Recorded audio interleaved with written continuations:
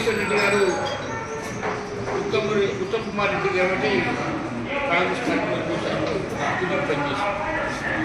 ఇవాళ సెంట్రల్లో ఏదో వస్తుందని పార్టీలో బీజేపీలో చేరి రకరకాల ఆరోపణలు చేయడం చాలా ఆశ్చర్యకరం.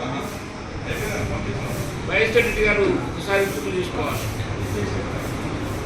మరి ఇవాళ ఉత్తమ్ కుమార్ రెడ్డి గారి మీద అనవసరమైన ఆరోపణ చేయడం చాలా విద్యూరంగా ఉంది.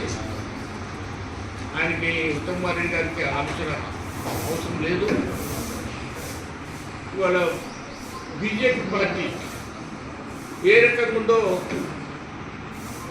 బీఆర్ఎస్ బీజేపీ రెండు ఒకటై మన పార్లమెంట్ ఎలక్షన్ నడిపిందని అని చాలామంది ప్రజలు అనుకుంటాం. రేపు రిజల్ట్ వస్తే తెలుస్తుంది. వాళ్ళ బీజేపీకి పోయినసారి ఏదో 10 గంటలు పోయినట్టు టీఆర్ఎస్ వల్ల నాకు తెలుస్తుంది. వాళ్ళ తెలంగాణ మొత్తాన్ని వసూలు చేసుకోవాలనే దుర్భాగ్యం చొప్పున పార్లమెంట్ ఎలక్షన్లో గల్లీ దగ్గర మోడీ గారు, అమిత్ షా గారు, ఇంకా రకరకాల మంత్రులు ఎప్పుడు ఈ విధంగా సెంట్రల్లో పెద్ద లీడర్లు అనుకున్న వాళ్ళు మంచి పేరు పెంచుతున్న బీజేపీ నాయకులు మరి ఎంతోమంది వాజ్పేయి గారు వాళ్ళ పరిస్థితి ఎంతో నీతి పార్టీ అని అనుకునేది బీజేపీ. వాళ్ళు చూస్తే ఎవరు వ్యతిరేకం ఉంటే వాడిని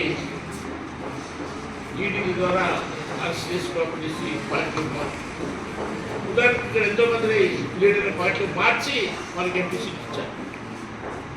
అంటే అటువంటి పార్టీ అంత దిగజారిపోయింది. అయినప్పటికీ వాళ్ళు తప్పు చేసుకుంటూ ఉత్తమ్ కుమార్ రెడ్డి గారిని తప్పు చేస్తుందని ఆరోపణ చేయడం మహేశ్వర్ రెడ్డి గారికి తగదు. అది ఇమీడియట్గా ఆయన మాట్లాడే మాట్లాడితే అది కోసంగా ప్రత్యేకంగా ఓదార్పు మేము డిమాండ్ చేస్తున్నాం. అది ప్రత్యేకంగా ఇక్కడికి అనుకోకుండా మనం పత్రికా సమావేశం పెట్టదు. దానికి అధ్యక్షుడు రామారావు గారు, లక్ష్మణారెడ్డి గారు, రంగారావు గారు, మిగతా వైస్ ప్రెసిడెంట్ గారు, మిగతా ఉన్న పెద్దలకి పత్రికా విలేకరులకి నమస్కరిస్తూ,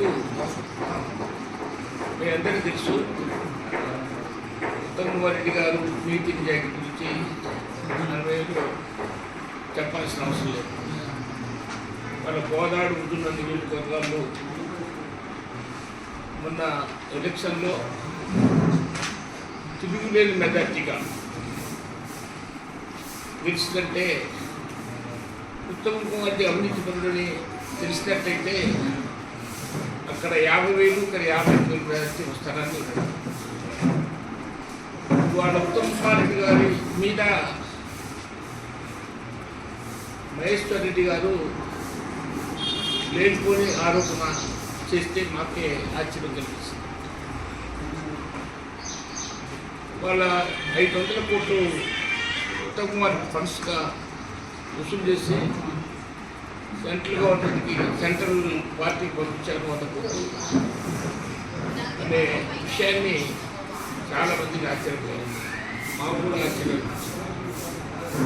మేము కాంగ్రెస్ పార్టీ ఎమ్మెల్యేగా గెలిచిన తర్వాత కానీ పార్లమెంట్ గెలిచిన తర్వాత కానీ ఎప్పుడు పత్రికా సమావేశాలు పెట్టలేదు. కారణం ఏంటంటే ఎంతోమంది వచ్చి ఇష్టం వచ్చి మాట్లాడుకోబోతున్నారు.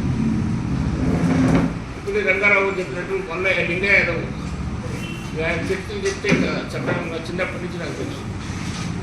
అటువంటి కూడా అవాకు చవాకు మాట్లాడి ఇక మన పోయిన 5 ఏళ్లలో టీఆర్ఎస్ పార్టీ పైన కేసీఆర్ కానీ ఇక్కడ ఎమ్మెల్యే మల్లయ్య యాదవ్ కానీ ఏం చేసిందో ఒకసారి ఇక్కడ ప్రజలందరికీ తెలిసే సరి అయిన పార్టీకి మల్లయ్య యాదవ్కి సరి అయిన గుణపాఠం చెప్తున్న విషయాన్ని అందరికీ తెలుసు. మరి ఇటువంటి పరిస్థితిలో ఉత్తమ్ కుమార్ రెడ్డి గారు ఆ యొక్క నీతి నిజాయితీగా ఉండబట్టే ఆ పరిస్థితి వాళ్ళ హోదా నియోజకవర్గంలో విశ్వసిస్తున్నారు.